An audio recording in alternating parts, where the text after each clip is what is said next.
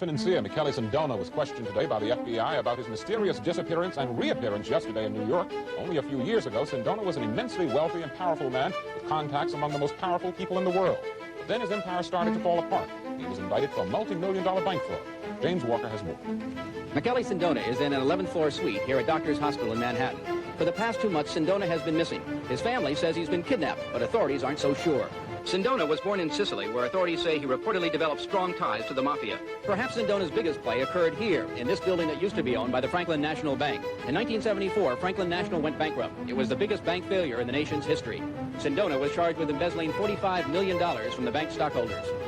But last August, a month before Sindona was to stand trial, he disappeared. He walked out of the Pierre Hotel where he was staying, turned down Fifth Avenue, and vanished.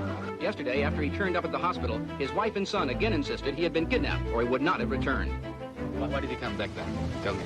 Prove it. If he escaped, why all of a sudden he came back? Couldn't he just escape to a South American country without extradition and stay there all his life? James Walker, ABC News, New York. Michele Sindona, Italian banker, money launderer, Vatican financier, alleged CIA asset, was eventually convicted in the U.S. for 68 counts of fraud, misappropriation of bank funds, and perjury.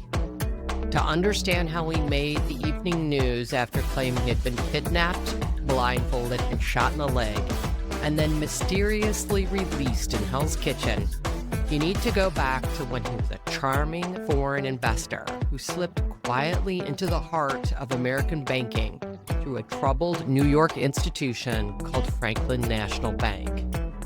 Franklin had once been the picture of post-war suburban respectability. Solid deposits, white-columned branches, and well-fed loan officers in gray suits. Then, with Harold Gleason at the helm, a PR man turned bank executive with a taste for the spotlight, it would soon be clear that opening Franklin's doors to Sindona meant letting in far more than foreign capital. Let's rewind to the early 1970s, a world already primed for an Italian saga like Francis Ford Coppola's freshly released The Godfather, where ambition, foreign exchange markets, and all-American greed collided to set the stage for a spectacular collapse. Welcome to Overleveraged, Overconfident from 7-7 Spider. I'm Charisse, and with my background in central banking and capital markets, I'll be your guide for Season 2, as we dive into 6 decades of American financial hubris. We'll watch the same old play unfold, hide the losses, fudge the numbers, and believe your own story until the money dries up. We'll go from the smoky back rooms of the 1970s to today's glass-walled fintech empires, because the rules may change, but the game never does.